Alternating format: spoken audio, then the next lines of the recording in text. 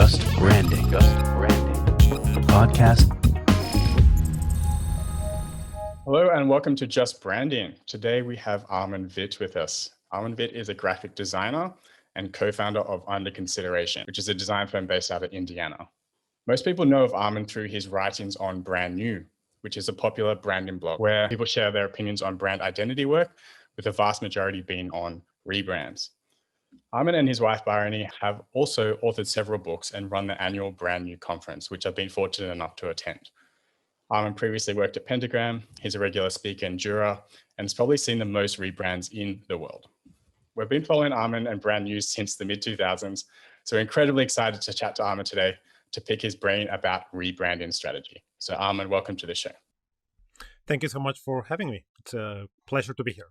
So we often start off with definitions, like what does branding mean? What is it? How do you define a brand? And what does a rebranding actually mean to you? To me, a brand is all the manifestations of a company, product, or service, from the logo to the typography to the colors to the uniforms to how someone answers the phone when you call customer service. All of those things, everything that amounts to an experience and an association to emotions, feelings, anything when you interact with a company, all those things to me make up the brand. And then a rebrand is whenever you change either most of those things or one of those, usually the most prominent one being the logo. Like whenever people say, we rebranded, like, no, you just changed the logo. But the sentiment is understandable. Some people take the logo redesign as being kind of like a signifier for many changes behind the scenes that are not always easy to translate into new colors or new type or new photography. But yeah, so that's more or less where I see rebranding and branding. Yeah, I'm always fascinated how many logos have been redesigned and how many people just think it is a rebranding when you just update the logo. But when you get so many submissions to your site Brand New, like all people submitting redesigns or rebrands, like how do you actually, go deeper behind the scenes or understand the strategy behind the rebrand versus just like someone submitting like a logo redesign? Well, maybe it's a secret that I shouldn't reveal, but I don't. I mean, there's no. Now's the time. Yeah, no, so the cat's out of the bag. I don't do that much research because it's not easy to do. It's not, when you think about how do you learn about the strategy behind the redesign, you just don't. It's not something that is put out to the public. And one thing that I'm pretty adamant about when I receive submissions is that I'll receive a submission and they'll say, if you want to talk to the PR person or the design director or whoever led the redesign, I'm like, no, I really don't want to talk to anyone. I just want to base my opinion based on what you make available to the public, because that's the extent of what everyone will also see. So it's a lot of what I do is just based off of my own experiences. So, I may not know a specific bank in Australia, but I've been to plenty banks. I've done business with plenty banks that I sort of understand, and not because I'm that smart. I just have that experience that I'm able to draw as a consumer and then tie that back to the design solution. And I think at this point, 14 years after publishing Brand New, and being in the industry myself, having worked at Pentagram, having seen how big clients work, how sort of consumer brands work as well, I sort of have an understanding of how these things go, and also from the hosting the Brand New conference, where I have heard all however many speakers we've had. I think it's something like 120, that they've all shared their stories, they share some of the strategies. So all of that gets compounded into having a little bit of background that informs me how to make those reviews. So kind of like a really long answer to say that I don't do a lot of research other than just trying to understand whatever the company is, if I haven't heard of it, and then just trying to reconciliate that with the design that I'm looking at. Okay, so do you actually have a process or a methodology that you use for each rebranding? Like, And is this something that someone could apply to, I guess, their own opinions, like having a structure? Or Yeah, I think there's the objective functional aspect of it, which is, I'll get a submission, whether it's from the client, whether it's a tip, or whether it's from the design firm. And what I'll do is I'll just look at it and get an kind of like let it simmer in my head for a day or two. And then what happens is that, on a normal day, I'll start at the end of the day prior. So on the night before I write a review, I'll prepare all of the images. So this literally is happening at 8:30 to 9 p.m. Like after dinner, after I hang out with my kids for a little bit, I'll go back and I'll prepare the images. And then by absorbing that in my head all night, it's not that I'm thinking about it, it's not that I'm dreaming about it, but then I literally wake up and like I put my feet on the ground and I'm thinking, okay, what do I have to write about now or today? And I always wake up at 5 a.m. So by 5:20, after coffee kicks in and all that, like I'm already writing. So everything is written fresh the day off. So I think there's something really interesting about letting it simmer overnight and then just waking up with nothing else on the plate. Like I haven't checked emails, I haven't done anything else. So I just wake up and write about whatever I prepared the night before. And then in terms of when I'm writing, I mean, I just try to break it down by sort of what are the, I try to explain what the company, product, or service is so that anyone that is not familiar with it, and myself as well, get to understand what we're talking about. So whether we're talking a bank, a sports team, packaging for milk, whatever it is. Then I break down the before logo, if there is one, then the new logo, then the ingredients of the identity, whether that's the color palette, the typography, photography, and then just try to talk about the applications and then summarize, how does this, I try to tie the last paragraph with the first one. So at the end, I'll say something like, overall, I think this, blah, blah, blah. And does it tie in to the description of the company? So I think that's where the magic, quote unquote, happens, in that I don't know exactly how I make those, how or why I write what I write. I mean, I've been writing for 14 years, so in a way, it's almost like muscle memory, where it just kicks in and I know what to write.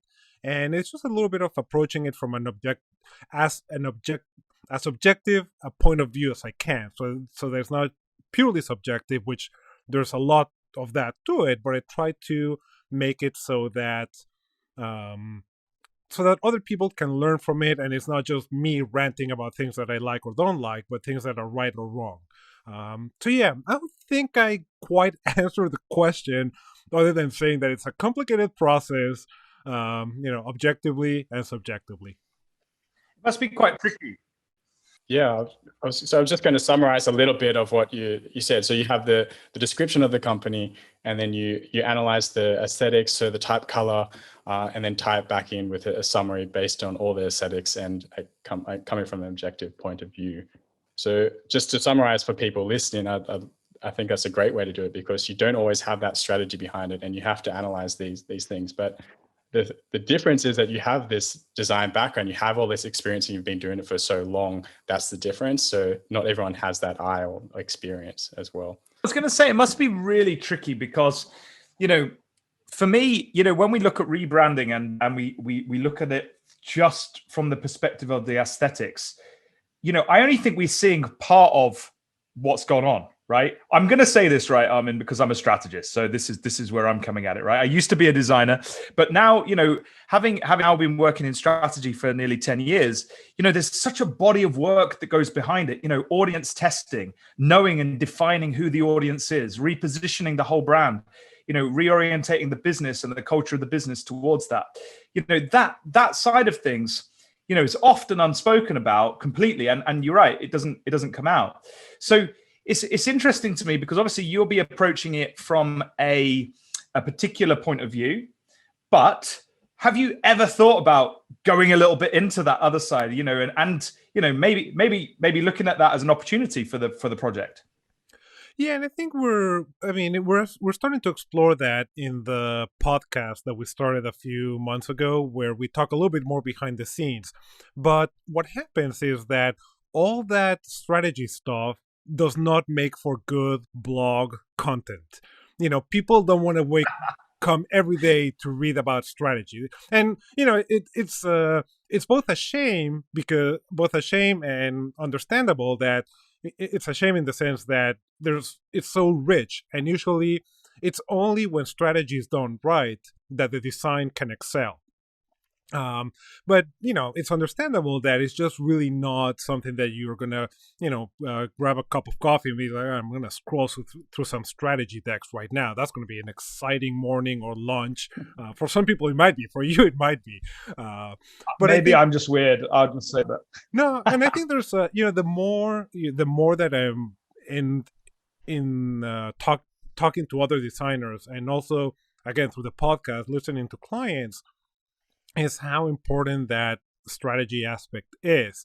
And I think there might be room for another blog. I mean, maybe it's from us, maybe it's from someone else.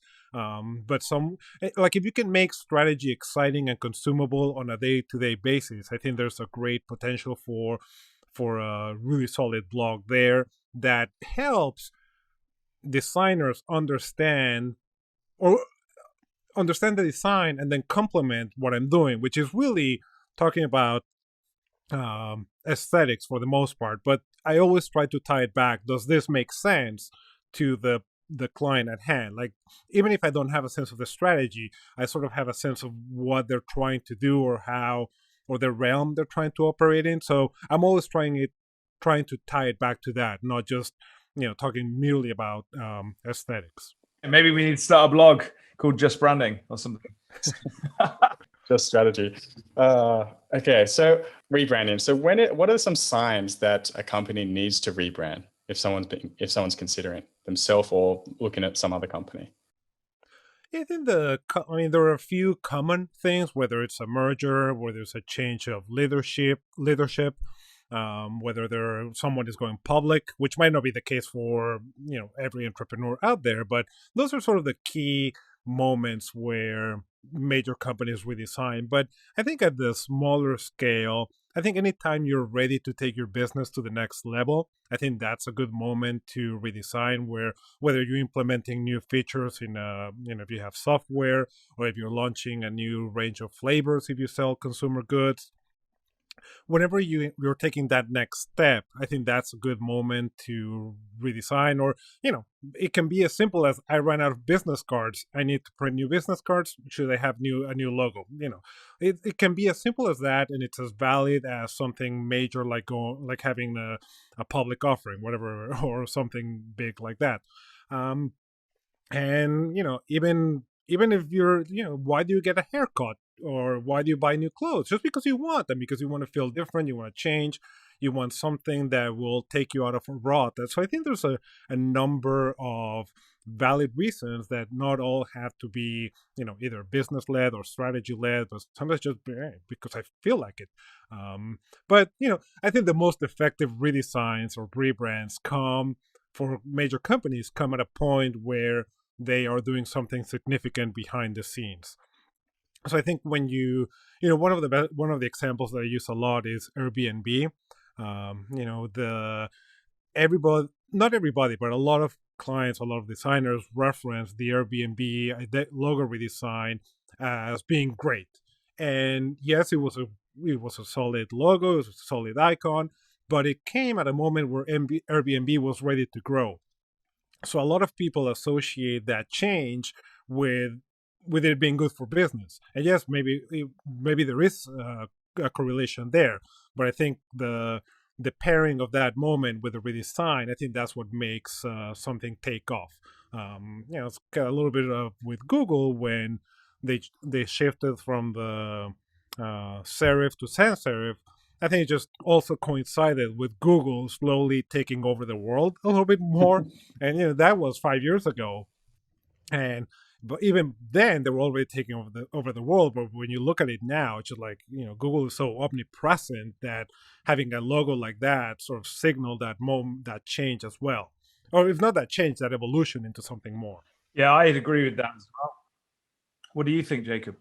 Well, I was going to ask, you mentioned some successful rebrands. I was wondering if there's something on the other side of it, like what comes to mind when you think of unsuccessful, like there must be hundreds.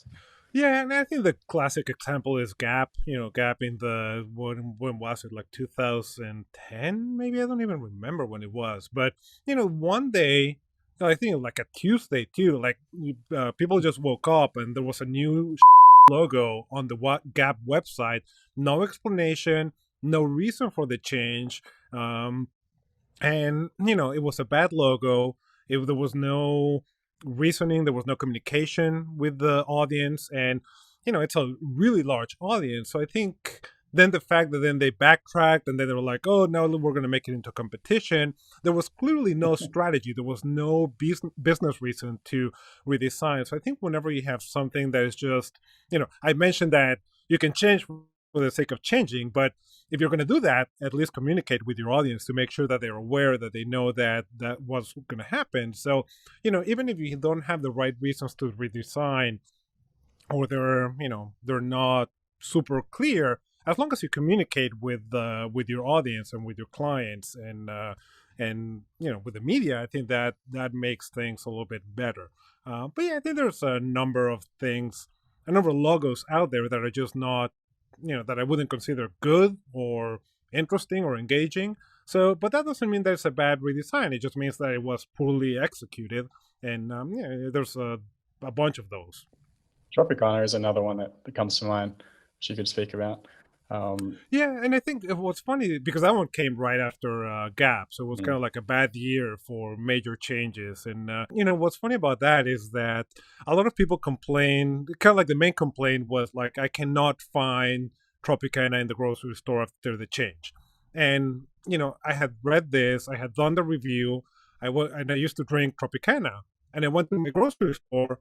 I was like, where is the Tropicana juice? Like, and I had this in my mind, but even then, even with that, I couldn't find it. It was literally, it just sort of disappeared because your brain became so associated to looking for that orange with the straw that when it was gone, like it was really almost like a short circuit in your consumer behavior that just went away. So it's not here, but it was right there in front of you. It was just different. So sometimes, drastic change benefits from good communication and, advance notice. Even if you don't reveal what you're changing to, just say like, hey, heads up, things are going to look different a month from now, a week from now, tomorrow. So don't freak out. People are still going to freak out, but, there's so much you can do.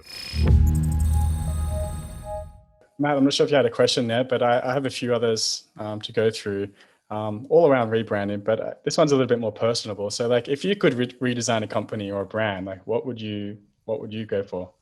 Oh, that's a good question. Like I would love to do an airline. I don't know why. Like I think that's and I don't have a particular one in mind because a lot of them are pretty good right now. But I think there's something about your logo being on the belly of an airplane and on the seats, and there's so many touch points. And I think that would be a pretty exciting job.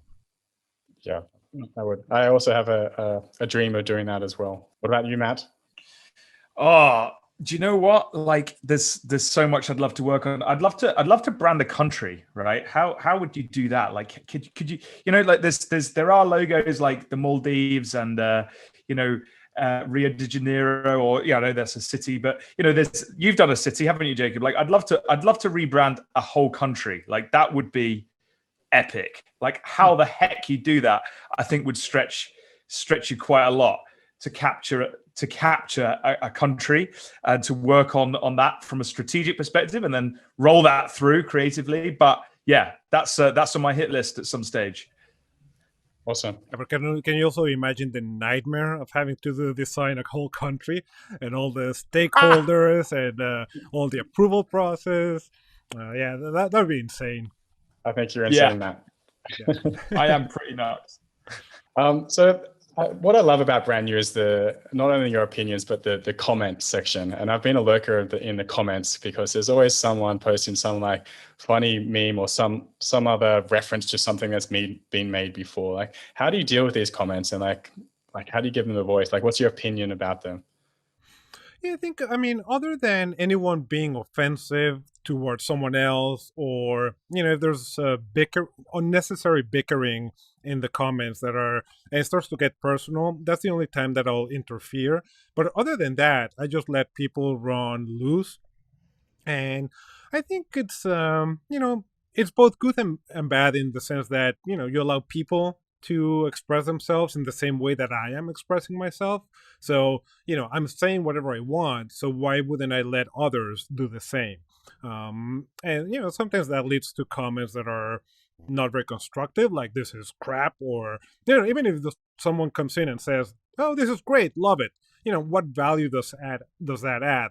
But I think that's how it's a reflection of how we react as designers. Like if you go to have a beer with a designer friend, and you're like, hey, did you see what pentagram, that last pentagram project? You're not going to go into a 500-word essay like what I write. You're going to be like, yeah, that was great, or yeah, that sucked. That's how designers talk. So I think it's important. I don't know if it's important, but I think it's I like that it reflects how we talk. So I enjoy the memes. I enjoy the catty comments. I enjoy the constructive comments. And, especially there's been instances where, I'll say something in my review and then someone will have a good counterpoint to it. And it is the kind of stuff that allows me to make better reviews as time goes on, because it gives me a different point of view that I hadn't considered. So I think it has it's good and bad things. Yeah, absolutely. And the polls also made it a little bit, you could read the stats behind it, just like a very quick response versus just like love it or hate it in the comments. I think that's a good addition. Yeah, and I think that sort of took away, when we first put that in, I think that took away some of the it's crap or it's great comments, in the sense that anyone that just wanted to react, that wanted to have that feeling of like, I have expressed my opinion in some way, the poll was an easy way of like saying yes, great, fine, or bad. And kind of like, then if they wanted to expand on that, then they could go in the comments. So yeah, and it's a good way of getting a kind of like a quick gauge of how people are reacting to something. Absolutely. Well, I just want to take a little bit of a sidestep here and talk about Brand New, which is an amazing conference that focuses on branding. So how long have you been doing this, and why did you start a conference? We started in 2010, and the reason why we started it is not very glamorous or entrepreneurial. It coincided with, or well, it was after the 2008 and 9 recession, where, it happened that we had finished a lot of client work. At that time, we were doing a lot of client work, design work for clients, and that sort of went away. Brand New the blog had gotten to a fairly sizable place where we thought, what if there was a conference, or like, when we started to think about, how can we monetize Brand New, beyond, because advertising dried up as well during the recession. So we're like, hey, what can we do with this audience that could make us some money? And not in a greedy way, but in a survival way. Like we needed to generate income somehow. So we started thinking, well, what makes Brand New successful is its focus. So it's only about logo identity and branding. We don't talk about music, like posters or editorial design or anything like that. It's just logo identity and branding. So what if you had a conference that is just logo identity and branding? Could that same audience of Brand New be interested in a design conference? So we had never done an event of that size. We had done a few smaller events here and there, but 20 people, maybe 100 people. So we just thought that sounds like something we could do. And then we thought, well, if we do it in New York, you have there's a built-in audience there, because all of the amount of brand and identity designers in New York is insane. So we thought, we can at least get 300 people to wake up one day and even by accident roll into a branding conference. So we just set up a one-day conference with speakers that we as designers would like to hear. And then next thing you know, we sold out I think the auditorium fit 415 people. The sponsors loved it, speakers loved it, the attendees loved it. We enjoyed it, and we made money. And we're like, oh, cool. This is fun. And then, so we just stuck with the 1-day format for a couple more years while we figured out how to run events and how to do them consistently. And then we switched to a 2-day conference in 2014. That did really well. And then eventually, a couple years after that, we reached 1,000 people of attendees. And, from there, since 2016, we've just been rolling with it quite, not comfortably because it's a lot of hard work, but we sort of hit a really nice spot of having a good amount of people and being able to manage it, just me and my partner and wife, Bryony. We do everything. We hire the speaker. I mean, we choose the speakers, we hire the venues, we contract all the travel, lodging. Then we're the hosts during the conference. I'm the tech guy. She's the front of the house person. So, it's something that we can manage, but it feels like it's a really good challenge. So Matt wants to start a conference up. Well, he was in the process of one. Yeah, I was going to start a conference on brand strategy this year. It turned out not to be the best. Well, I say this year. I think this will be released 2021. So let me just rephrase that. So last year I was about to do a conference, and turned out not to be the best year to run a conference. And in fact, it got postponed now twice. And I think hopefully the back end of this year, 2021, we'll be doing that. It's just a regional one here in the UK. And I notice your conference is at the back end of this year as well in 2021, Armin. Did you have to postpone it to October? Well, we were going to do it October 2020, and then we postponed it to October 2021. And we're currently looking at whether we're going to have it or not, because I think even with there's the great news of the vaccine and all that, but I think, first it's going to be until the summer where where enough people have vaccine that you feel comfortable going into it.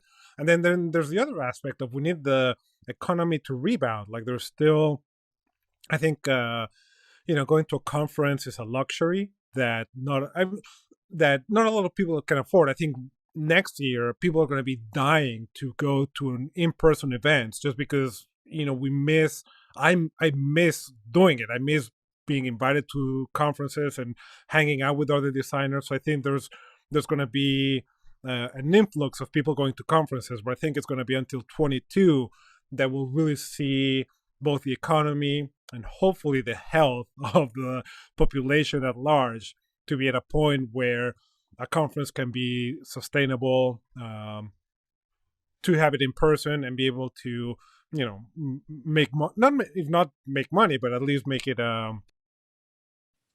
viable, right? Yeah, viable. Yeah. Because I think even in October, restrictions might be in place about how many people you can have. What percentage of the capacity can you have in a place? Unless we're selling 75 to 100% of the seats, then it's a losing proposition. So, so that's getting too nerdy and detailed about event logistics. But yeah, so we're hoping our goal is to resume full force in 2022. Amazing. All right. I actually missed a very important question that was going to follow on from your favorite, your preferred rebranding. So like, if you were going to redesign an airline, for example, like what's the process you would go through to rebrand something like that? Well, I think the correct answer is you engage in research, you do a strategy phase, and then you design. But my answer would be like, I'll just get to designing. Like I know what this thing needs to look like. But no, I think there's always, even at our scale, because we're small. When we did client work, it's just always been me and my wife. So it's we've never had a team. We've never had a kind of like a research phase and a strategy phase. We go in and talk to the people in charge.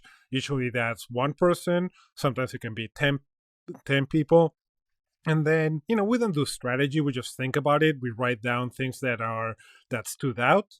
which, I guess is strategy in a way. Like you think about what are the relevant aspects of what people told you that you can apply visually, verbally, stuff like that. And then, then we just get to work. So for us, it's been, or for me, it's been a little bit of, a little bit like the reviews where I just go by gut feeling a lot, which, and I'm not the best designer, I'm not the best writer, but, I think I have a good sense of how things work, and that has gotten me this far, so far. So that's my approach, and I know it's not the right approach. I think there's better ways, and whenever I see people talk at the brand new conference, like, oh, that's how you do it, like that's how the real pros do it, and it involves various faces, involves team members. The other thing is, like, we don't like to collaborate with people. Like, I like to do everything by myself because I have trust issues. So, I have a lot of things going in, not in my favor, that prohibit me from taking on an airline client. I mean, this is awesome. You're so open and honest. I'm slightly staggered by how open and honest you are. Like that. It's true. And I think it's interesting because I also have a background in graphic design, as listeners will know, and I also felt some of the things that you've just said. And also, I think it's interesting because as a designer, I think you do feel a little bit of imposter syndrome. Sometimes you feel a little bit inadequate. But the truth is that, you're clearly doing amazing work. And, I, for one, and I know Jacob is huge fans of the curation of work that you've put in over the years. So I think you're being a little bit modest as well there. I think there's a little, you are a brilliant designer. So don't let anyone tell you anything otherwise. But yeah, interesting about the strategy side, because, I don't think, what do you think about this statement, Armin? Would you agree that you can't really do a good job unless some strategic thought has gone into the project, if not by you, but by the client? Would you agree with that? And you said can or cannot? You can't do a great job as a designer unless some strategic thought has gone into the project. As I say, that might not have been done by you because you might have come to the project and been briefed on that strategic work, but nonetheless, it's there. Would you agree with that? Or do you think you can just kind of rock up and just throw some stuff together and hope and it kind of stick? No, I think, I think if not 100%, 99%, in that, yes, you need something to ground your work. And if not to ground it, but just to set you in the right direction, because you can go in any direction that you want. But unless you have a basic understanding of what the business needs or what it wants or what the context around it is, you're really just making art. So I think when you apply those the practice of choosing colors and typefaces and layouts and all that, when you apply it through a lens of strategy, as comprehensive or as little as it may be, I think that's what makes it into graphic design, where you're doing something on behalf of someone else for the benefit of communicating something. So I think, I think without strategy, you're just, choosing types and colors because you enjoy it, and I think that's fine.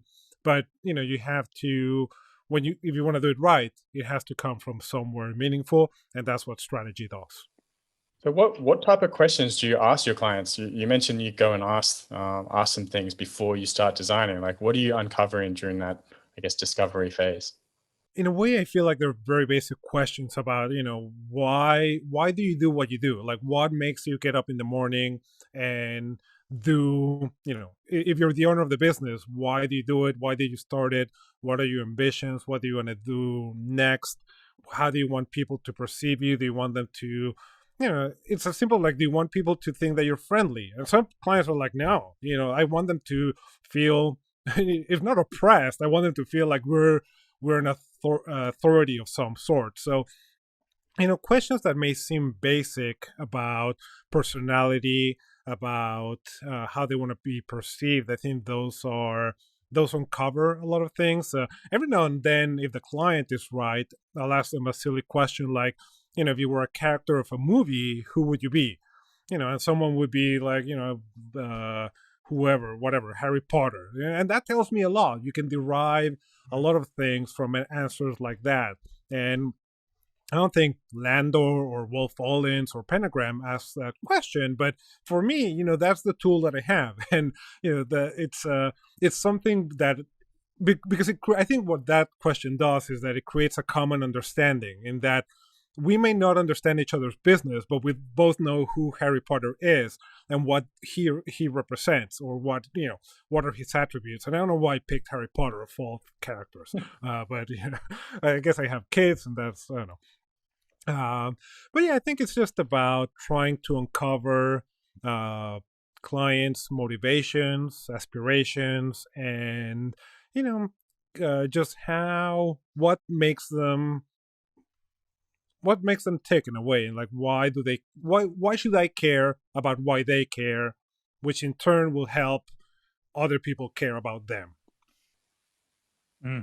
I often think if Jacob Cass was a famous person, like what famous person would his brand be? And I kind of like have sold on James Bond. What do you think, Armin? Like, I think that's kind of it's a bit English, but I definitely think he sort of plays to that character.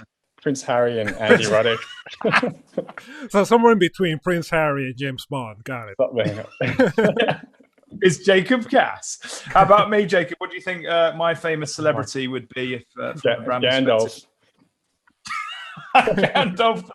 Gandalf the Grey. I'm getting there.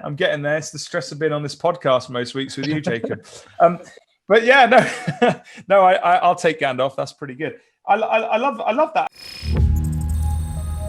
I don't think it can be underestimated that sense of alignment that you've just talked about there, Armin, around the designer and the client, and having some common ground to meet somebody on in a relatable way.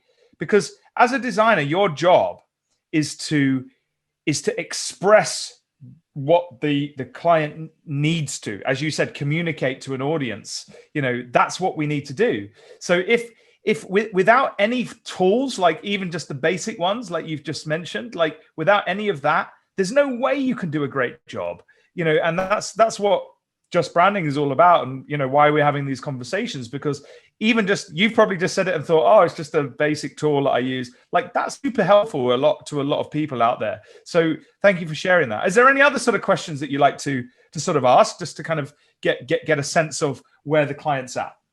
I'll ask them about what they think about their competition, and it's not so much for them it's not to set them up like, oh, we're better than them, or we'll do this better than them, but like, what are the, in contrast to, within a certain category, in contrast to A, B, or C, where do we stand? What makes us unique? And I think that's important, so that you can find the one, because it's usually just one element that differentiates one client from another within an industry. So can you find that nugget somewhere? And it might be, that they're friendly. It might be that they answer the phone within, 5 seconds of ringing. It might, I don't know why I keep talking about phones. Nobody calls anyone anymore, but, is the interaction on a website with customer service, is it a chatbot, or is it an actual human being that answers first? So all of those things kind of like allow you to find what's unique about someone, and then try to maybe magically manifest that into a visual solution, whether it's in the logo or in the identity somewhere. The more we uncover, the more we ask questions about it, like, you are going through a pretty big discovery phase. You're asking big questions like why, and you're looking at their positioning in terms of like what makes them different, what's their voice and their personality. So like, you are doing a pretty good casual job of uncovering this information. So I think it's just all your years of experience that you've just been able to get to the nitty gritty of it very quickly because of that prior experience. So you're definitely doing parts of strategy very well, and the design work is amazing. So it's working. It's definitely working. All right. So I guess we're getting to the end of this. I don't really have any other questions. I went through all my lists. So did you have anything else, Matt? Well, yeah, I mean, you've seen hundreds of rebrands over the years, Armin, and I'm just wondering if you have picked up on any kind of current trends or any sort of trends that you think that you expect to see in the near future come around again? Have you got any sort of thoughts on that in terms of rebrands and themes that you'd love to share? Because we'd love to hear them. Yeah, I think in the past year or two, there's been this trend of blending, with an L, in the sense that, it's not just about design that is lame or boring or whatever, but it's really about how clients and designers have really embraced kind of like the lowest common denominator of graphic design that is actually proven effective for clients and because it's easy to implement. And I'm talking about like geometric sans serifs, basic color palette of pastels, very simple, trendy illustrations that everybody's using. So a lot of minimalism too. And, it looks good. It works well. It's easy to implement. It's easy to get a client to approve it. And because it's been so successful for many clients, from Google to Airbnb, that they all embrace that simplicity after years of, when you think about Google and all the gradients that they had and the serifs and the bevels, that eventually they went to this simple approach. Same thing with Airbnb. They had their script wordmark when they started, and they had strokes and gradients and whatever. So there was this shift to minimalism that became sort of synonymous with business success.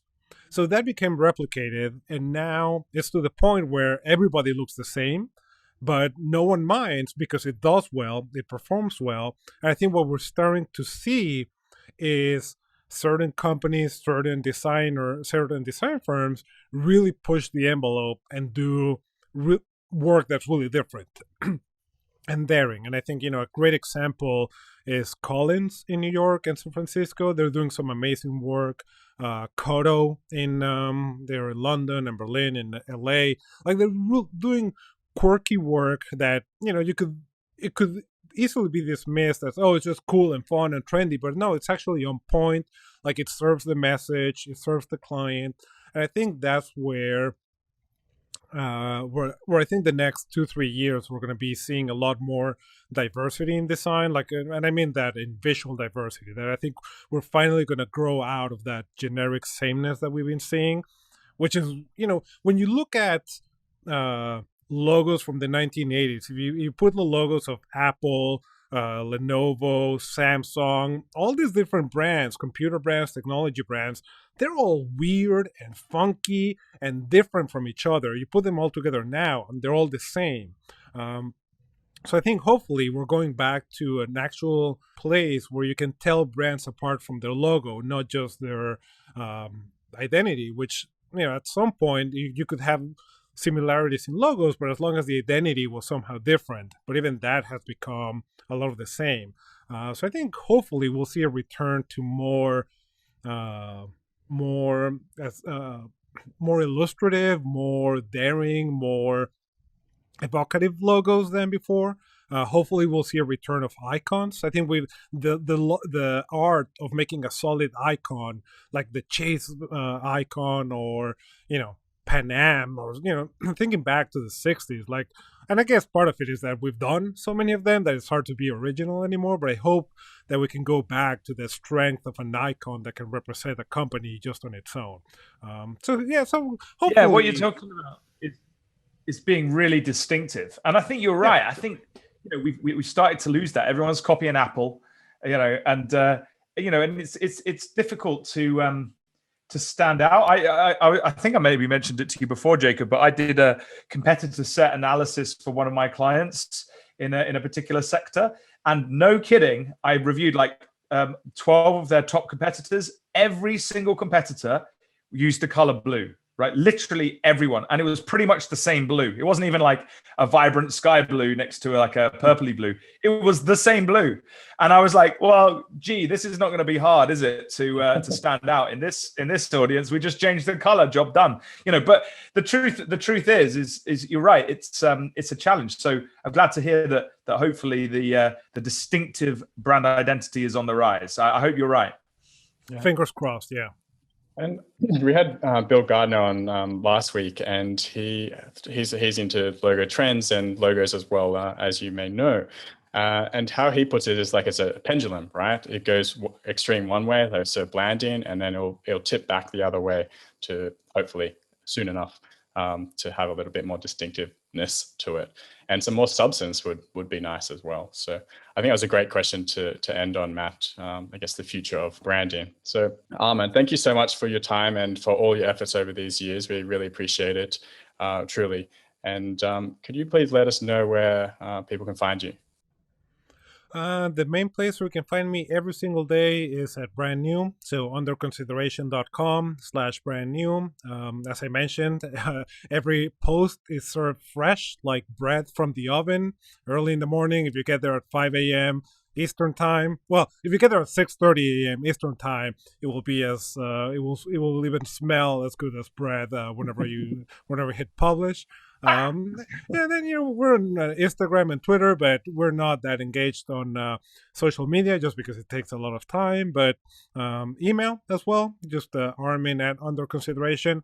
I go to inbox 0 every single night, and I don't leave emails unanswered, except for brand new submissions. Those I have an auto reply. But yeah, online, brand new, every day, all day. Thank you, Armin. But you also had a podcast released recently. What's the name of that?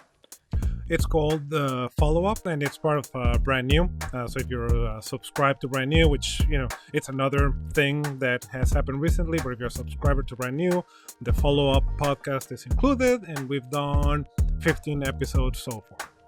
Amazing. Well, thank you, Armin. It's a pleasure. Thank you so much.